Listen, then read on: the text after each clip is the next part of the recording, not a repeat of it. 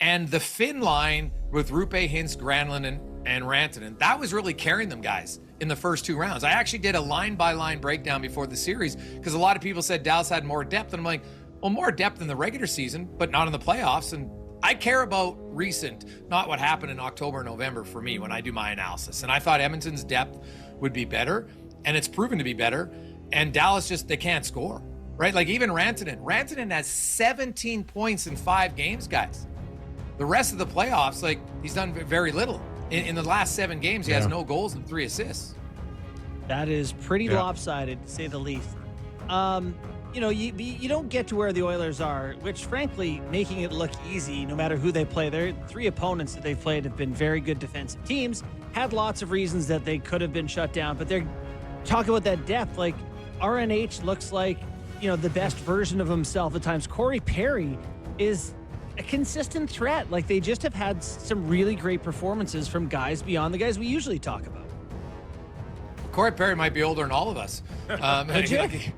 He just turned 40. He tied the record for most goals by a player who was 39 or older when the playoffs started. He's got 6. He had 19. Like he's got 25 goals in his 39-year-old year. Like it's pretty damn impressive.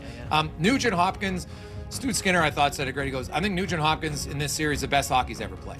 Right? Like I heard you guys talking about at the start, his stats and what he's done. 4 multi-goal games to start a conference final. Like hasn't happened in 37 years.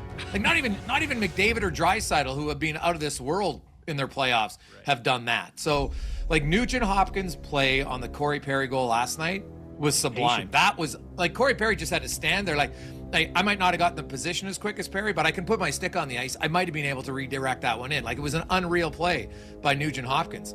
And he's played very well. He's a smart player. He's not an elite player, right? Like he's very smart.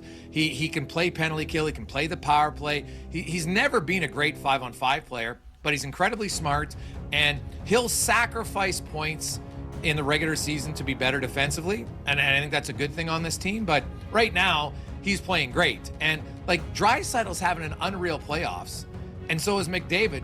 But Nugent Hopkins is kind of overshadowing him lately. And that's really kind of been the story of the Oilers. Nugent Hopkins will be elite. And then Stuart Skinner will have 3 shutouts in 5 games. And then Evan Bouchard will continue on a pace that only Bobby Orr has produced more. So that's how you win in the playoffs. Nick knows, like when the Rangers won, how many guys had unreal playoffs? As great as McDavid and Draisaitl are, and they're having great playoffs. Yeah. You need 5 or 6 guys to do it if you want. And Matteau. Right. Yeah. Stefan Matteau was unreal against the Devils. Yeah, absolutely. Just one thing on Corey Perry here. No one will ever tell you differently that it isn't Leon and Connor's dressing room. But is there a sense the last year and going into these playoffs again, how much Corey Perry has leaned on inside of that room, even by the big boys? Oh, well, Corey Perry, I think, is the one who will have the uncomfortable conversations, right? Like you can't play his style on the ice and not be afraid of conflict off of the ice, right? Like he's okay. And you would know in a room, guys, like sometimes there has to be conflict. Like somebody has to call somebody out. And I think the Oilers, their climb towards where they're at now, where they're a legit cup contender for the 2nd year in a row, and really have been for 4 years, I think, started when they brought in Duncan Keith. And McDavid and Draisaitl said, like, just learning from Duncan Keith and how he spoke to the team and how they could remain calm, as hard as it is in the playoffs to remain calm after a huge win or a devastating loss. And it started there, and Perry's come in, and I think Perry's a little bit more vocal. He was one, I know last year, there were some scenarios where, he got into it with Kane that I think just calmed down things. And so you're right. I think he helps. He plays limited minutes, but Leon Draisaitl said Corey Perry's maybe the smartest player in knowing how to react in a game, when to be a dick, when to be smart, when to get in a scrum, when to lay a hit, great. When to fight. And yeah, exactly. Like he knows how, and Draisaitl, I call him the grumpy German, right? He's a little grumpy at times. I think he really gravitates to how Perry's gamesmanship is something that it's probably underrated, I think, in the NHL now. Like people look at the games a little bit, there's not as much fighting or whatever, but intimidation and trying to get guys off their game is still there. And I think they've learned from Perry on sometimes even Perry, like he took a stupid penalty in Dallas, right? Like unnecessary penalty. And he talked about it. He's like, I can't take that penalty. Even a guy who's played that many games, you'll still lose your cool sometimes. But the fact that he owns it, I think they move on. Jason, great stuff, man. We really appreciate your time. Enjoying Game 5. Hey, boys, let's hope there's a rematch, man. We don't see it very often. Florida and Edmonton would be great. Oh, Yeah, I'm already looking forward to it. Thanks, pal. Anytime, fellas. Jason Thanks, Gregor's Jason. show on Sports 1440 in Edmonton. It's great stuff. Yeah. Perry is fast. I saw a video of Perry today. I think it was Missing Curfew's social media account put it out. It's like his first playoff goal in 2007. I'm like, this guy's been scoring big goals in standard definition.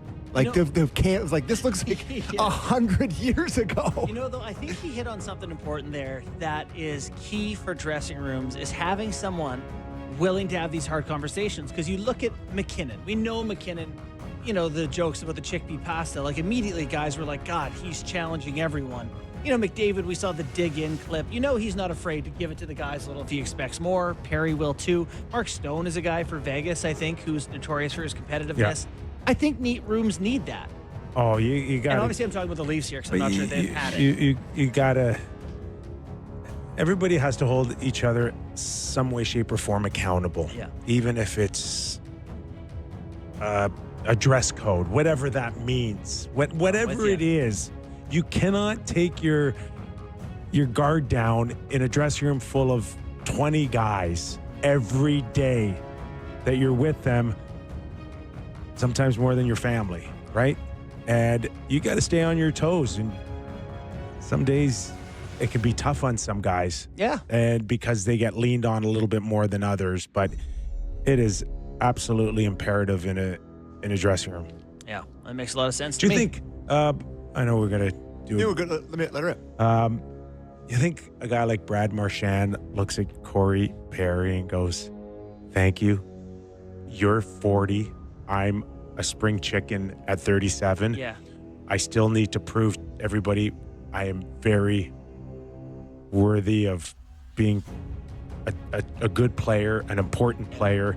If he's doing it for Edmonton at 40, I'm going into unrestricted free agency here." Sure.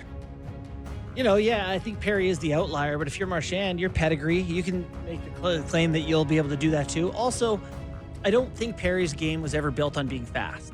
And that's part of the reason he's able to be effective as he gets older. I don't think Marchand's game was ever built on being fast either. So Competitiveness. Yeah. Like, Competitiveness, and smart, gamesmanship and intelligence, smart but like, intimidation. yeah, I mean, there's without being fighters. you have to. Yeah, Perry, I would say, has fought more in He his will career fight, for sure. than Marchand has generally. But you have to want to do it still.